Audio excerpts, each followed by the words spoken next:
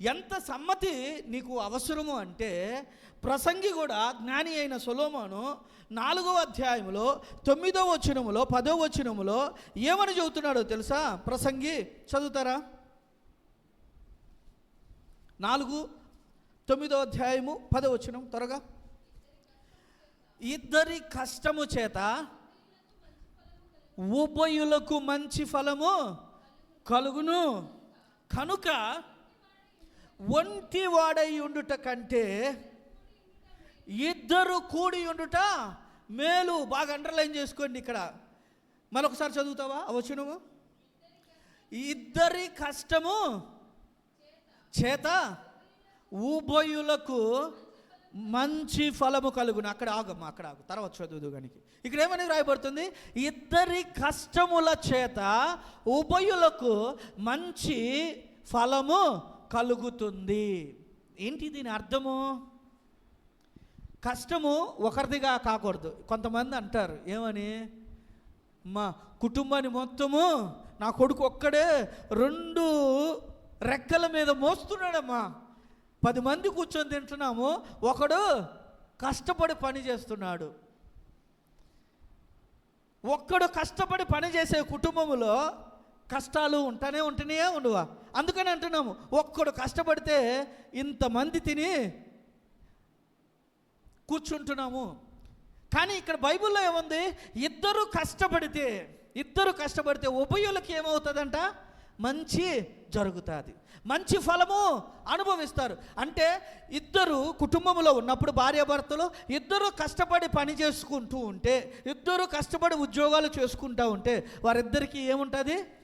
మంచి ఫలము ఉంటుంది. అలాగే సంఘములో కూడా సమ్మతి ఏం అవసరము, ఎలా అవసరము అంటే, సంఘములో ఒక వ్యక్తి కష్టపడకూడదు, సంఘములో ఒకరి కష్టం మీద ఉండకూడదు.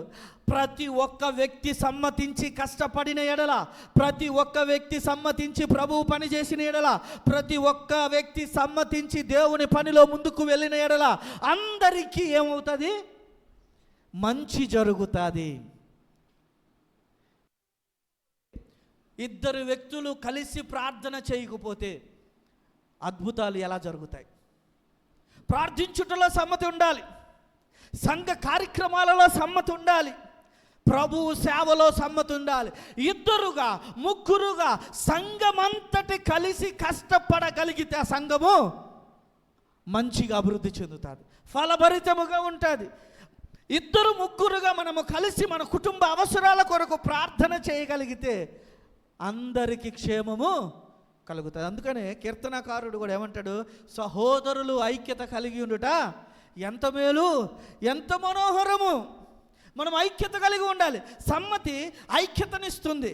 సమ్మతి ఒక 3, 4 ఒకటిగా చేర్చి ఒక పెద్ద పనిని అందరూ కలిసి కష్టపడే విధముగా మార్చుతుంది. సంఘము సమ్మతితో ఉండాలి, సంఘము సమ్మతితో ఉండాలి. 2వ భాగం చదువు.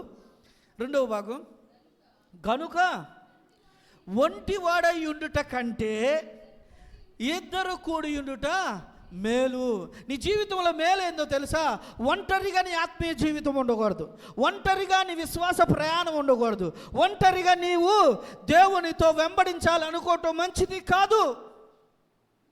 నీవు సంఘములో, సంఘ సభ్యుల మధ్య, సంఘ సహవాసములో ఎలా ఉండాలి?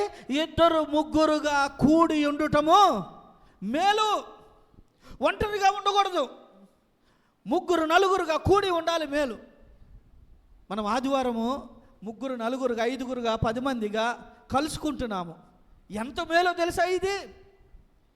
నీవు 10 మందిగా కలుసుకున్నా, 3, 4 కలుసుకున్నా, నీవు ఎంతమందితో కలుసుకున్నా సమ్మతితో నీవు కలుసుకొని దేవుని సన్నిధిలో ఆరాధన చేస్తున్నావే, దేవుని సన్నిధిలో ప్రార్థనలు చేస్తున్నావే, అది నీకు చాలా మేలుగా జరుగుతుంది. నీకు కష్టం వస్తే కష్టములో సంఘ ప్రార్థన అడ్డుగా ఉంటుంది. నీ జీవితంలో మంచి నిర్ణయాలు, నీ భవిష్యత్తులో నీ జీవిత విధానాల కొరకు సంఘము ఐక్యత కలిగి ఉండటము వలన నీకు మేలు కలుగుతుంది. సంఘములో ఇలా కూడుకొని దేవుని సన్నిధిలో ఒంటరిగా ఉండకుండా సమూహముగా సంఘముగా కూడి ఉండటము నీకు మేలును చేకూర్చుతుంది. హల్లెలూయా. నీకు మేలు అనుభవించాలంటే సంఘములో ఉండు. నువ్వు మేలు అనుభవించాలంటే ఒంటరిగా ఉండుకు. నీకు మేలు కలగాలి అంటే సంఘములో ఒక సంఘ సమూహముగా, ఒక సంఘ బిడ్డగా, సంఘ విశ్వాసులతో సమ్మతి, ఆ దైవ దేవుడితో సమ్మతి కలిగి ఉండాలి. బైబిల్లో పౌలు భక్తుడు ఎంత చెప్పినా తాత్పర్యము ఇదే సంఘమునకు. మీరు రోమా పత్రిక 15వ అధ్యాయం 5వ వచనం చదవండి. ఫిలిప్పీలకు రాసిన పత్రిక 2వ అధ్యాయం 2వ వచనం చదవండి. 1 కొరింథీయులకు రాసిన పత్రిక 1వ అధ్యాయం 10వ వచనం చదవండి. పత్రికలలో పౌలు భక్తుడు ఏం చెబుతున్నాడంటే, ఏక మనస్సుతో ఉండండి, ఏక భావముతో ఉండండి, ఏక ఆలోచనతో ఉండండి, ఏక తాత్పర్యములు కలిగి ఉండండి, ఒకటిగా ఉండండి. సంఘమునకు దేవుడు తెలియచేయుచున్న సత్యం ఇది.